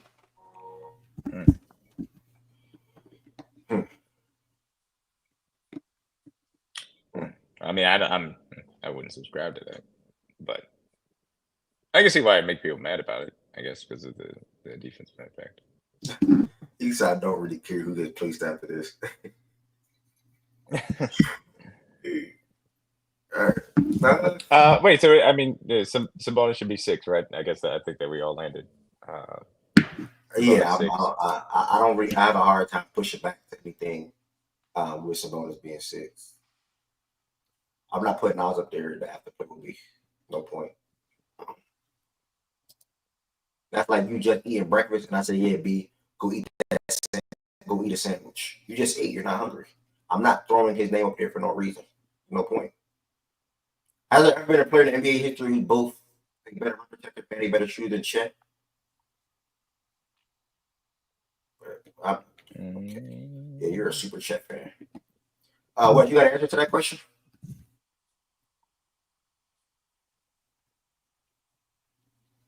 Okay, no answer from Wes. Anybody got an answer to that question? Has there been what was the question? Has there been a player in NBA history that's both a better rim protector and a better shooter than Chet? Oh. Off the top of my head, I can't say anybody specifically. I don't think that's a combination, no. Yeah, because I mean that's obviously incredibly risky, which Chet is a rare player. So yeah, I don't know. I don't have a good answer for that. Shout out to Chet. I'm glad both of them guys in the league. I can't wait to see their first matchup this year. No, KG isn't a better shooter though. That's the issue. Mid-range area, KD was knocked down. I mean, KG was knocked down. Oh no, it didn't. Absolutely mid-range, but I mean, I assume Yeah, we're including all three levels. Yeah, he didn't extend too much to the third. No. Yeah. Why are you bringing up KD? All right, no pushbacks for Sabonis at 6. We're gonna keep this moving. If you ain't here, y'all don't forget to like the live. Don't forget to like the live. That can help the algorithm. Also, if you are in here, you don't subscribe. Make sure you hit that subscribe button as well. 3 subscribers away from 600. Quick stop. Tween, what's good, bro? Talk to me. What's the word, Twin? How you doing? In what y'all was saying. I didn't want to interrupt. How you feeling, bro? I'm feeling good, man. What do you do? Indeed. That's cool. Did Heaven said really bring up KD? Yeah, sometimes you gotta ignore what you type. But think of that Tween, if you can use 3 words to describe Heaven said, what would you say? Unique. Unique New York. You wait, what? What you say? Your mic messing up. I said unique, kind, my dog. My dog. Can I get something? That's 2 words, Tween. Yeah, can I get something? You said, that's not a word. Oh, you said He asked 3 words and you gave him 4. 3. Okay, 3 words. Damn, 3 words. Okay,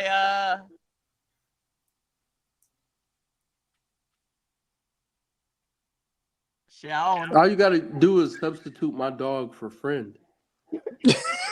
I'm trying to think of a different one though. But yeah, my friend, you know. No, but I said describe her. That's not saying my friend. Okay, say friendly. Friend. Say friendly. Yes, yes. That's much better. Yup. So you say unique what? Unique, kind, friendly. What makes her unique? Well, kind and friendly are kind of similar. Yeah, you might want to choose a different word. Say funny. She had different takes that I fuck with. It's like she got different what? Say comedic takes. Like it's like out of the blue. Like the 5 versus the Paolo versus Scotty talk. Like I wasn't really even thinking about that, but then it just hit me. I'm like, I was looking at it, I'm like, oh shit. She low key cooking, like she out of the box, like you know what I mean. Say non-committal. Oh come on, bro. You don't use that. And that's the real. I'm not talking relationship wise. I'm talking like basketball. She's non-committal. You jazzing it. You feel me? You jazzing. I'm not. Ask her to give you a prediction. Ask her to plant her flag somewhere. Yeah. Yeah, true. She don't. Good point. No, non-committal isn't that big of a word. All right, number 7. I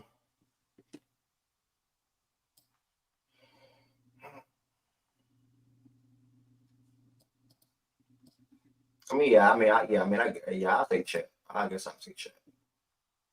I can't really drop past that though. I'm not gonna lie. Anybody got a different name outside of Chet? I would probably put Cat on that list, in my opinion. Like I feel like Cat became underrated. I don't know how. Like, Cat is gonna have a big year in New York.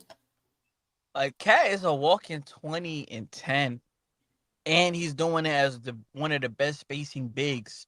He's not a terrible defender. Where is this notion that Chet surpassed him? Where did this come from?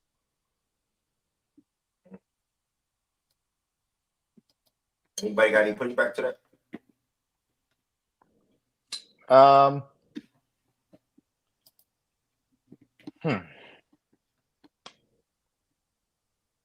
I think I would still. I'm a big Cat guy, so I probably still favor Chet. Maybe a little bit on the defensive end because of the rim protection value. But if you wanted to go Cat at 7, I'm not going to argue against you, to be honest with you. But I think I'd probably still take Chet. Choosing when he want to talk, when he want to speak up. All right, if we're not getting no pushbacks from Chet at 7, I think my next vote after that would be Rudy. just off his impact for that team, and still will be super duper efficient as usual. If anybody got a pushback to anybody have a pushback to Rudy at Rudy at 8. All right, no pushbacks for Rudy at 8. I don't believe so. Yeah, I got a pushback. I got Cat at 8. I'm just gonna keep mentioning him until he gets. Can you think Cat's gonna have a better year than Rudy? Tough. Yeah. I do favor Cat to Rudy personally. I just do. Are we forgetting Brunson is one of the best probing PNR guys in the league? And I love Ant. Like Ant's my guy. He doesn't have the same vision as a ball handler. Than like his numbers is just gonna go up from a statistical profile. He's getting better quality looks. He's featured more. Like, come on, bro. Like, Cat is gonna have a very good season, better than Rudy. Even with Rudy defensive impact for that team. I guess Rudy is getting old. Even with you said Rudy's defense. I can't let you on the stage. You haven't said stage device is not connected, so you need to connect your mic or something before you can come to the stage. What you about to say, Twin?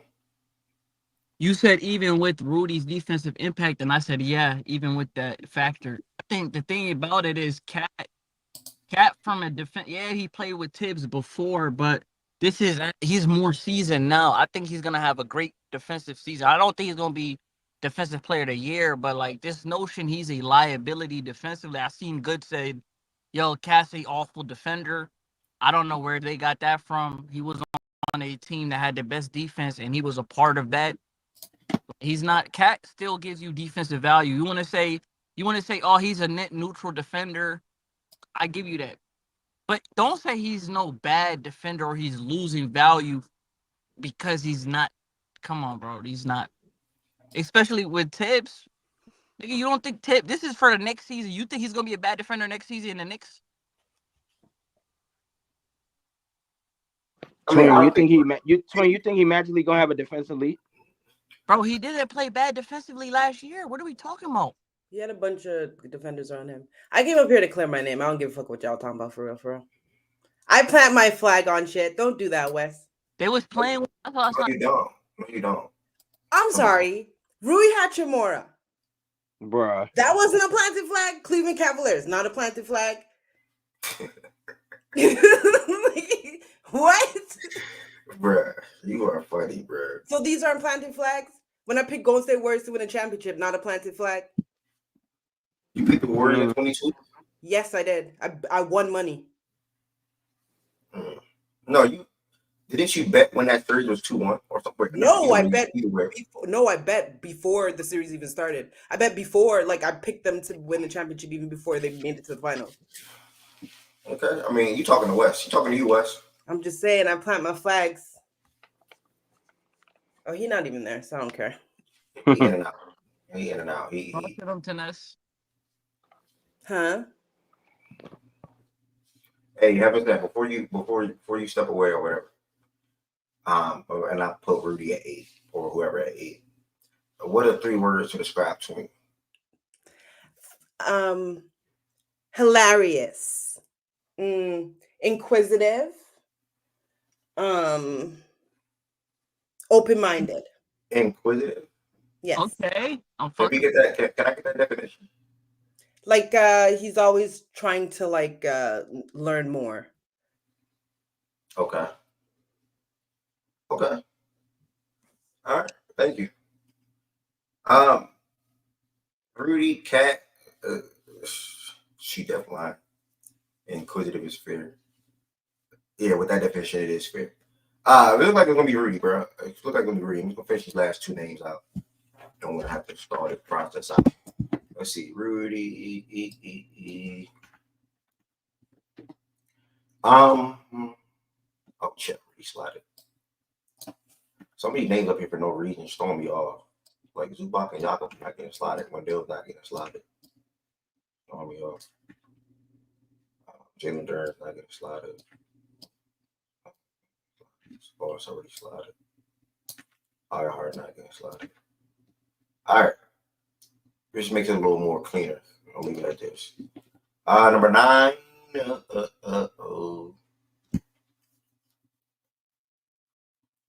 I mean, you gotta go Cat. I'm going It's Cat. disrespectful. Yeah, I'm going. Yeah, it's got to be Cat. Yeah, I'm going Cat at 9.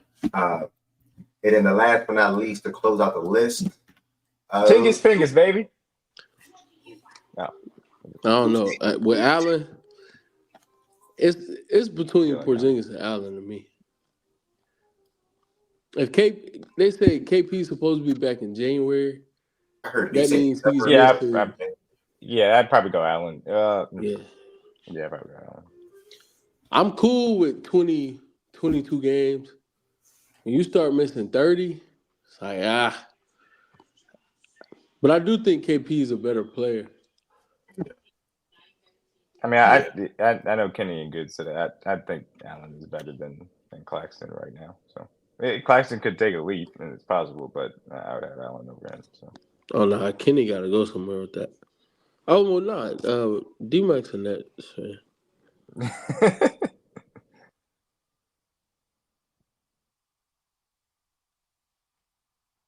Where do you go? So I'm going JA. I'm going Allen.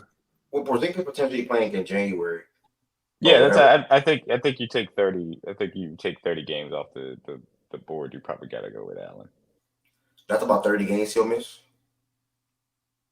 25. Yeah, that's the January, first 4 or 5 in October. We'll say 4. 15. The first 4 in October, and then the whole month of November and the whole month of December. That's at least 26 games combined with those months. That's just saying 13 games a month, which I feel like they play sometimes 15, but let's say 13. Combined with, October and then those 2 months, you got 30 right there. So if he misses 30 games, it's kind of tough to And that's to if say, he comes back at the start of January. Yeah. And also plays the rest of the games for the whole season. Right. Which he likely won't. So I'm gonna say Allen. Sly says Sengun. How y'all feel about Sengun? I ain't say his name for a reason. I put 2 people here. I'm not going that person. Honestly. Okay. Our resident Houstonian is up here. Jay Will. How do you feel about Sengun's outlook for the 2025 season? He should be there at 10. Like no troll, you really believe like he should be the 10th? Flat out, no question. Yeah, that is. I think he's gonna have more responsibility, and I just think he's gonna be doing more than Allen this year. Okay, so that's 1 vote for Sengun. I think you have myself and D-Mac, or D-Mac and myself, voting for Allen. Jordan Woods, I think he's on stage. Ev, Heaven Sent, Tween. Is that Low and BJ? Who are the players we're talking about? You got the pool that's left. I mean, nobody's voted for Claxton, but Sengun has 1 vote. It's between Sengun and Allen, right? All right, now, because I ain't gonna lie. If y'all consider KP as a center, I got KP. But if I had to pick from those 2, from Sengun and Jared Allen, I'm going Jared Allen.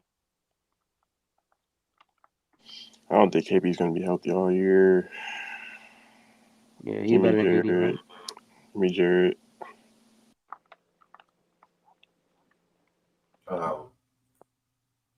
What he would do offensively and defensively for the team, while also rebounding the ball, being a great lob threat, regarding our defense as well. I'm gonna go ahead and lean with Allen, but I do think Sengun can show he's a better player between the 2 this year. But as far as just an impact period between the 2 guys, I respect Sengun, but I say Jared Allen for the sake of what he's going to bring on the defensive side of the ball as well. So that's my vote. He's going to have better protection, but the team won't be as good. Sengun like Andre Drummond in here. Good. I don't know what. excuse me, Jerry Allen won. That was quick. Wasn't long at all. We're gonna look at this ESPN top 10, and then I'm gonna try to kind of wrap a little early today, just to rest my head a little bit, things like that, and work on some other stuff as well behind the scenes. Reminder, Do you have any new facts or stats gear coming out? That's something I'm gonna work on behind the scenes too, brother. So I got to chill, relax my mind, get in my groove. Birthday next week. You know what I'm saying? I got to work on the apparel side of things. Get that website back right. And I got to ship some stuff today too. So yeah. Oh, Jared Allen put up the top 10. All right, let me save this, and then we're gonna put up that list real quick. Really might need a playback, to be honest. But yeah, I'm gonna put the playback.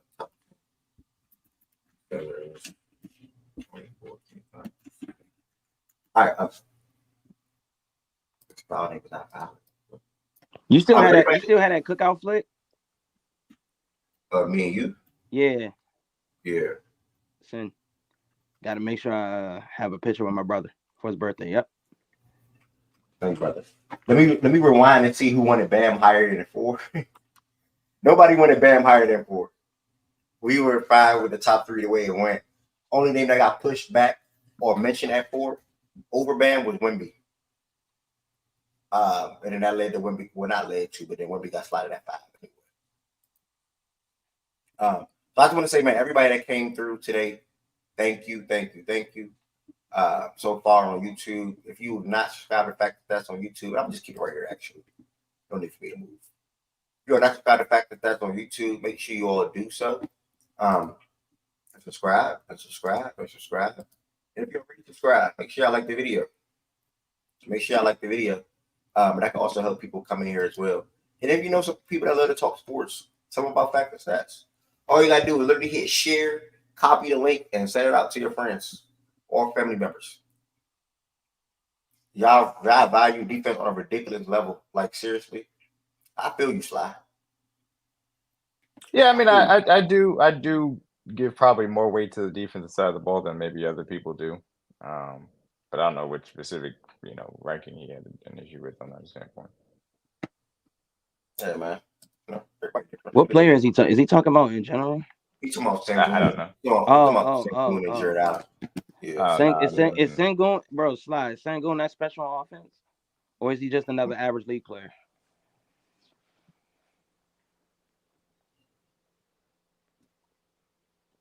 So, also, real quick, before we get to the last thing of the show today, there are 4 different ways you guys can extend your support for Fact and Stats. Y'all gonna hear me say this a lot every day, just like when I was on Spaces, dropping a pearl or telling y'all about whatever.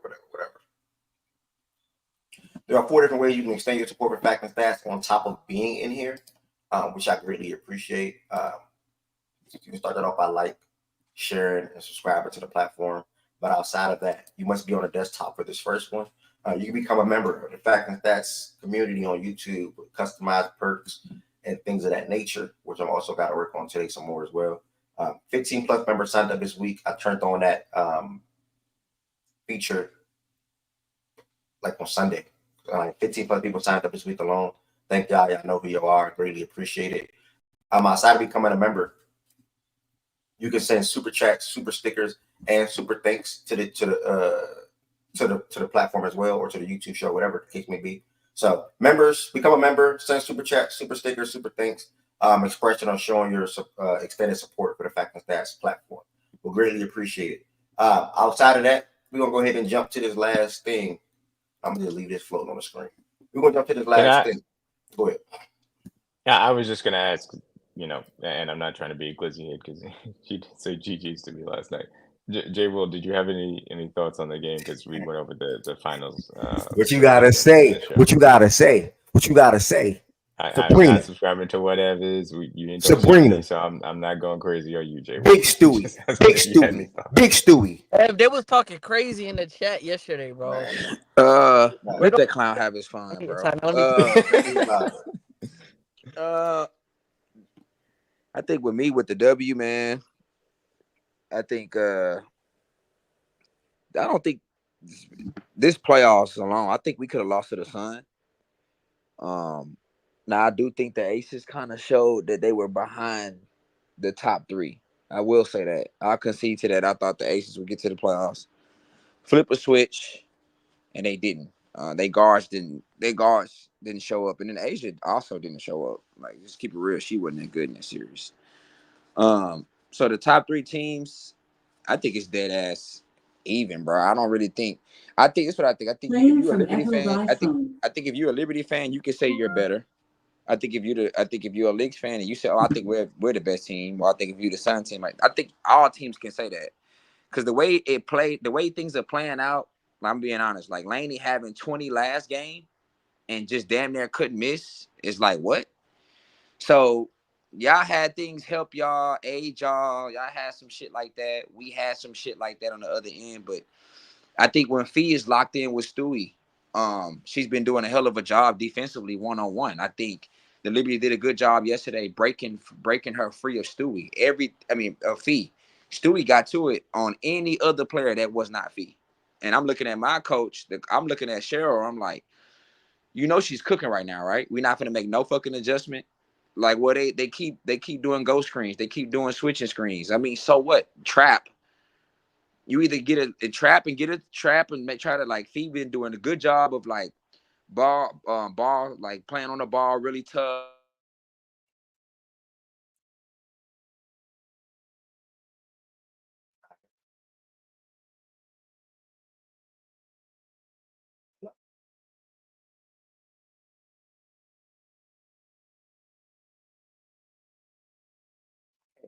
Y'all hear me? Anybody can hear me? Yeah, we can hear you. I can hear you. I don't know if J Will went out or it's just me. Okay, I thought I was tripping. I'm like, It's been bugging a little bit lately, kind of. hmm. Yeah, he did cut out. He did. My fault. Y'all hear me? Yeah, we can hear you now. Yeah. So I think we should have trapped the ball so Fee can stay on Stewie. And if Stewie gets the ball out, cool. Try to make sure we don't give up a three. Let them get a two. Rotate, scramble, whatever. But you just don't let her get comfortable on any other player. That shit was just like, I didn't understand that game plan whatsoever. So at the end of the day, Atlanta Smith is still a good defender. I think she cooked her. She still get the credit for still cooking yesterday. She had a great defensive game as well. She looked like the second best player in the series for one game. Sabrina, big time shots in the fourth, stunned. I'm shocked. I'm sitting there like, bro, what the fuck? I can't believe this shit finna happen. So hell yeah, nigga. Yesterday I was pissed the fuck off. But at the same time, we got competitive basketball. I'm not gonna lie. I don't think finals basketball in both sports, bro. This might be since 2016. This finals so far might be top 5, men and women combined. It based off like competitive basketball, entertainment, thrilling play down the stretches of both fourth quarters. I mean, yesterday game 2 we almost came back and beat y'all on that one too. So, and then I think y'all was up 2, and then Laney hit that big 3. Stewie had a good steal in the clutch, and then we came down. We missed a couple of layups, and then Laney hit that fucking 3 in the corner, bro, in this ball game. So these games been nip and tuck. It can go either way with either team. I think both teams are dead ass even, but I think the edge goes to Liberty right now so far is talent, bro. Y'all got 3 of the top 10 players on the fucking one team, and John Coyle hit a big fucking 3, like a top 10 player. Stewie played like a second, well, damn near the best player in the world. Yesterday, and then you had Sabrina show up and be what, top 5, top 6 player in the league, win the clutch. That's what y'all got against us. What's our problem is we live and die with how great Courtney be, or really our guard play. We can't break the free throw line. Courtney cannot break the free throw line. Kayla cannot break the free throw line. Bridget cannot break the free throw line. We got one of the best screeners in the fucking world, and Fee. They set the screen and they still don't open them up. It's ridiculous. They always go east and west, east and west. We never got no guards to go north and south, make the defense collapse, kick out, or finish at the basket. That's our biggest issue. We can probably be better than y'all, but we cannot get over the hump because our guard play is not consistent enough to do it. So for me, in the offseason, I do think the Lynx need to focus on getting a guard in there. And I know Courtney is the heart and soul of the team, but they need a guard that can break the free throw line. But other than that, game 4, I'm expecting to win. I'd be shocked if they lose the whole entire series on their home court, knowing they fucking took them series in advantage of brought the momentum back home to be tied up 1-1 after getting game 1 and then lose the series at home on both. That's just disappointing. Regardless how I feel about the team, regardless how I feel about Fee, and also Fee yesterday was like a B- to me. I don't even think she was like a A- player. I think she was a B-. She had some shots she was supposed to make in the 4th. They didn't go in, and she had a couple of turnovers that was just ridiculous. Defense always elite. That's not the problem, but you got to make some of these shots when the time is called. And she missed, and she also turned the ball over a couple. So B- game. She got to have an A game in the closeout. If they end up losing, she has to have an A game. If she lose and she's in the B's or the C's, nah, that's not gonna cut it. So that's what I got. Yep, that was the biggest thing for me coming into this series. Easily, the Liberty have 3 of the top 4 players in the series. So, I mean, when you're going to get the starting 5 like that, that's playing 30 plus minutes a night, you can always bank on them making plays or going on runs or hitting big shots. You talked about the Laney 3 in the corner, we up 2, that made it go up 5, and we just closed the game out from that point. But yeah, man, that's all it is, bro. It's too much talent. It's too much talent. And when you put a team together like that, you expect to make the WNBA finals or you expect to win it all. Last year came up short, played against another phenomenal team in the Aces. This year, I think they're gonna get the job done. And honestly, I said it earlier, but I think they go right back to the final next year. I mean, obviously that's a little early to say, but we'll see. A lot of different moves can be made this offseason. Nah, I mean, like I said, the W ain't really. I don't know if they stick together, bro. Yeah, they can go back because I mean, it's not that really many teams that's really like built that way to where they don't need to really do shit. They just need to play good basketball. The only thing about this series, bro, where I thought we had a shot was, and why we still have a shot is because if Stewie is matched up with Fee, I'm living. That's been proven all fucking series long. Look the numbers up. When she's matched up with Fee, her shit is ass. And when she's not, like yesterday, if Stewie gets off, bro, we can't win the series. If Stewie don't get off, we got a shot at winning. Sabrina can hoop, and we still got a shot at winning. If Sabrina and Stewie hoop, we're cooked. No team in this W would beat them if they both cook. If they both cook. Kayla been doing a good job. I'm gonna shout out Kayla, even though she pisses me off on offense sometimes, but she's been doing a good job on Sabrina. Y'all need to keep it a buck. Her defense has been really fucking good on Sabrina this whole series. Yeah, I agree. But the thing about Sabrina is all it takes is a slight opening, and she can get her shit going.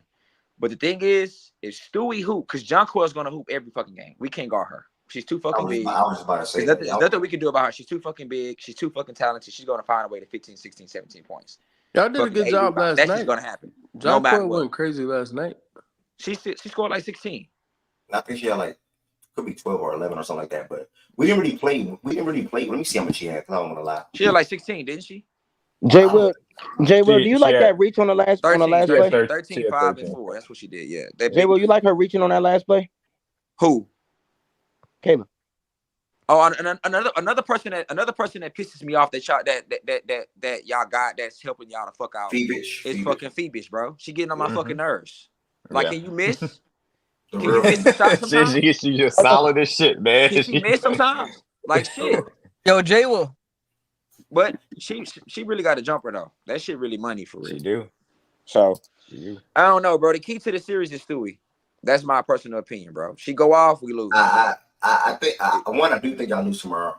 But two, I want to say, bro, like I understand the trapping, but it's so hard to counter what we do because if y'all don't switch, then it's a mismatch across the board. Like we will have Phoebus with which I don't really care about the matchup that much because Kayla not weak, but we'll probably get Kayla switched on Phoebus, or we'll probably get Phoebus switch Courtney on Phoebus, or we'll have John Quill with a lesser defender that's not Fee or Smith, or you have to, in my opinion, if you don't switch, it's a 4-on-5 situation, and we have 4 different shooters on the court. So say you guys trap the ball like we just said earlier, and Stewie is that role man because we did a lot of Sabrina and Stewie action yesterday. We sort of kind of went away from early in the fourth quarter and they picked back up later on in the game. We need to do that way more, honestly, in the second half. We should do that way more throughout the game, but here and there, we can do it with John Cole as well. If y'all trap the ball, then Stewie is the one that has the 4-on-3 situation. And then you have Laney spotting up, you have Phoebe spotting up, and you have John Quill probably low block or wherever, or even her spotting up. What do y'all do in that situation then? I mean, like I said, Laney shot Laney and Thornton. She only shot 3 times yesterday though. Laney, yeah, look, that's what I'm saying. That's who Laney and Thornton is on the weak side. That's who you live with. Like that's who you live with. You don't live with Phoebe. Nah, nigga. When you trap the ball, I'm talking about trap so Fee don't get off Stewie. In the first 2 games, Fee been locked in with Stewie. How do you do that? I'm trying to get what you're trying to say. You got to double. You got to hedge the screen. You got to when they try to get the mismatch hunting. You got to hedge the screen. You got to hedge the screen, or you get to trap it. Get the ball, and then with Stewie has not been getting the ball out quick in them traps or them screens like that. We've been doing a good job on that. But let's say if she do get it out quick, right? Whoever's on the weak side, like if it's Thornton or Laney, that's who you leave open. You don't leave Phoebus open. It's the same thing that we've been doing when they put Hines Allen on the floor. If Hines is beyond the 3-point line, that help defender is automatically nailing down on whoever the screen person is. Usually it's Fee is rolling into the paint with a mismatch. That help defender has come on to make sure that entry pass is not easy to make. And then you just force him to kick it somewhere else and then rotate accordingly. Is what I assume that J. Will wants to see Stewie to make sure Fee stays there. Who starts for y'all? Phoebus, Laney, Stewie, Junquil, and Sabrina. Okay, so Laney is the starter. That's the one I'm talking about. And then when Vandersloot and Thornton come in the game, we gap off their asses as well. So y'all don't have deadly shooters on the court at all times. You only have Sabrina, Stewie, Phoebe, and John Quell is the shooting big in the league. Okay, cool. So that's really it. I will say the rest of them, if they beat you, if the rest of them beat you, they beat you. But at the same time, we've been doing a good job scrambling. One thing that needs to be highlighted in this series is that Sabrina's playmaking has not been what I'm pretty sure any basketball fan would expect. So we've been doing a good job on her defensively to where her playmaking and her reads are not that sharp. And she's not getting the ball out and finding players. Like, it's times where John Coy have a mismatch, bro. Y'all don't get the ball to her every single time. No, y'all don't get her the ball in due time or in a quick amount of time for her to be able to just go straight up. Now our defense then scrambled, feeding, came over on the weak side, help, got a block, got a contest at the rim to alter the shot. Now we getting out on the break. Y'all have not been getting that ball out quick to move it when our defense does look vulnerable at times. And it's been the other way too. So y'all are doing a good job of not only is what's the woman's name for the Lynx? That's her POA. She's a good shooter. I forgot her name now. McBride is doing a good job of like staying with Brina, but even when it looks like she may get a step, y'all are doing a really good job of showing hands.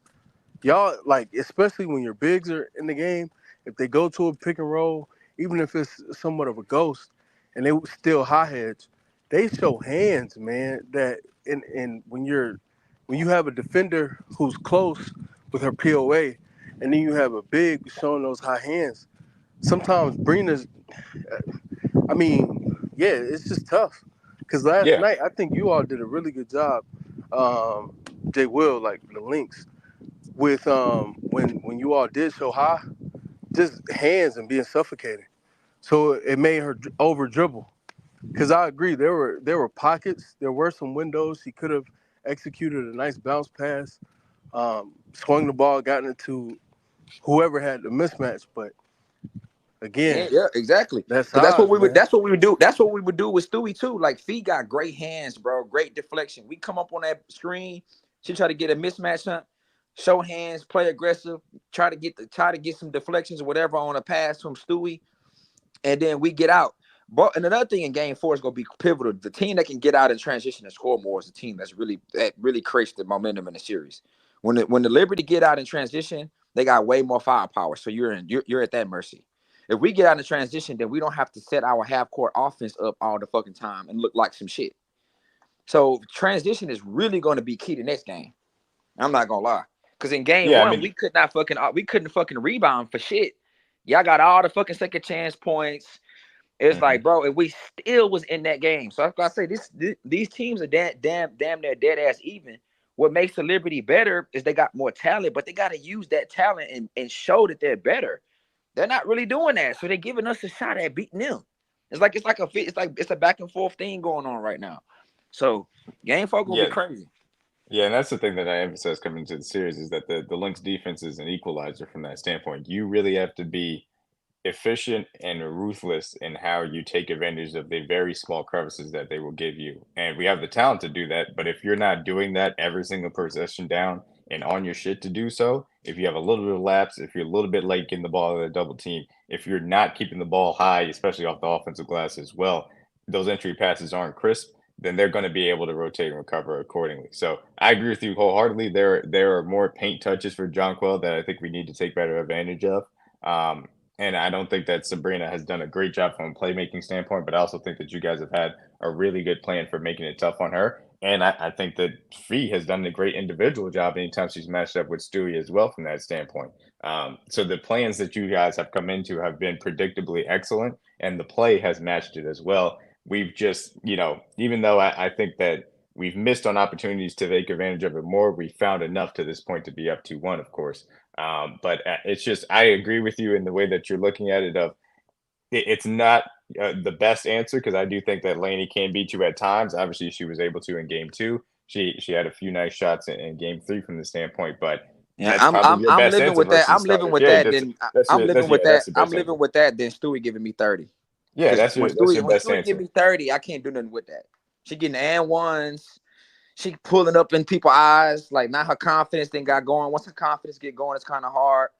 Yeah, I'm good with that. And then you see it on defense as well. Even more active defensively. Yeah, more effort plays defensively. Like, yeah, she was one of those players when she sees some. Because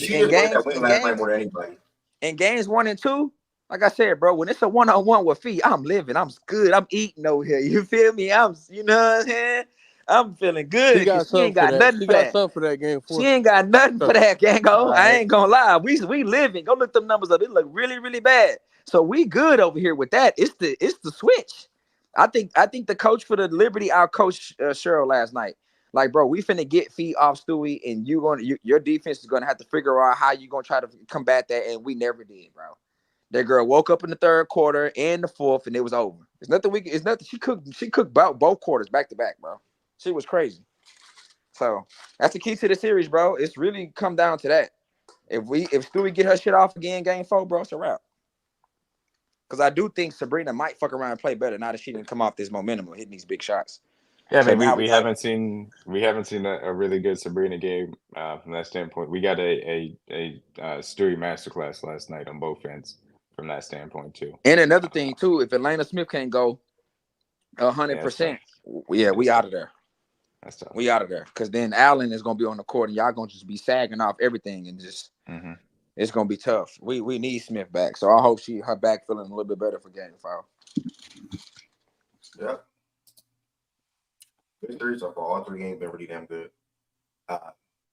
Also, if you are in here, y'all, before we look at this ESPN top fishing out their top 10 list, if you are in here, you don't subscribe, make sure you hit that subscribe button. We are 2 subscribers away from 600, 402 from 1,000 long-term goal. And I hope as long as I stay consistent for YouTube and hosting a show here, I'll get there. We'll also utilizing playback for watch parties and some shows as well. So thank y'all for being with me through so many switches, bro. I ain't gonna lie. I started on Twitter Spaces. A lot of you guys came over to playback. 1,400 members on playback, and then now 100 people subscribed on YouTube in the last month. So thank you. Eventually, you'll get to 1,000 subscribers, 2,000 subscribers, etc., and it'll be known as a big show on YouTube. So yeah, man. And you all voices will be heard on a day-to-day basis. That's also important for me as well. Next, look, this ESPN thing. Well, I'm gonna share from the Twitter way with NBA Central or Central, whatever it is. Central, sorry. They finished out their top 10 players list. What I told you, Wes. What about it? No, where KD at? What I told you? I told this nigga. I told you he was yeah, gonna be at the bottom. He gonna be Yeah. at the bottom of a top 10 list, or he either gonna be out. And then watch these so-called expert niggas all on Twitter. They gonna either have him at somewhere at the bottom of the top 10, or he gonna be somewhere at 11 to 12. And it's Anthony Davis that's gonna come from 13 on the media list and drop into the top 10. And this KD that's gonna come out, or either go right there at 10 or some shit. Watch, bro. You finna see. KD not coming out. KD not coming out. I'm not talking about I'm talking about like experts niggas, like these niggas that be on Twitter posting their little list for the season and shit or whatever. Niggas that we, even in our community and just places like that. I've been seeing niggas playing with KD where he's right there at 10, right there at 10, or 11 or 12. And that's what I've been seeing. I'm dead ass. And I told this nigga this was finna happen even from the media. Yeah. So now it's starting to be a thing where, bro, put this nigga at the bottom of the 10 or almost niggas scratching to get in type shit. Like, and the biggest thing I got, bro, is this has always been a thing, right? What have you done for me lately? What have you done for me recently? Type shit is what niggas do. So everybody that you see in the top 10, you like it really come down to that every motherfucking time. If you're not on a winning team, niggas don't appreciate how great you playing basketball. That's number one. Then number two, whenever you do accomplish things, when you accomplish it and have a top 5 season, whatever the fuck it is, win a championship or whatever, this how this shit look as well. What can you do? Fair. What can you do? And I will say this, like, I understand I understand the Tatum ranking. I don't agree with it, but he's coming off a championship. I understand it. This Steph ranking is terrible. I know I'm a little ahead. This Steph ranking is embarrassing, bro. Nah, it is. It is. But so you know he got that because of the Olympics, though. They felt like, oh, Steph reminded us what he really is. You know what I'm saying? So, damn, he do still look like a top 5, top 6 player in the league in the Olympics. That's what that shit. The Olympics saved him, I swear. I think I agree. I actually agree with that. Yeah, you're probably right about that. It's just it's pretty ridiculous that Steph could end up being anything like that. Man, say something weird, Mike fast. It's good relative. I'm probably gonna shift, just sort of vibes. I feel like the vibes will pick up a little bit, and I'm gonna go to my room and work on some things that I gotta work on while still being able to listen to you all talk. Finish shift to what? Playback. Oh, all right. To continue talking about the list. Again, I can do some other things. Can't do much when I'm sitting right here. So it's playback.tv/facts and stats. Playback.tv/facts and stats. Everybody that's in here, thank you. 2 subscribers, maybe 600. Make sure you all subscribe. But the show's about to shift to playback.tv/facts and stats. This is a quick show today, nothing long. So we covered the Dodgers, we talked about the Saints and Broncos, we talked about the Liberty game, and we did the top 10 centers. That was the main thing that was for me. So thank y'all for being a part of that. Now it's just playback to the last shift. Just talk about the list, nothing major, nothing crazy, and that's it. So playback.tv/facts and stats is now live. I'm going to end it on YouTube. Thank y'all for all the support. Quick show today, and peace, blessing, and love to everybody that's in here. Playback.tv/facts and stats if you want to join the rest or you want to hear further talks.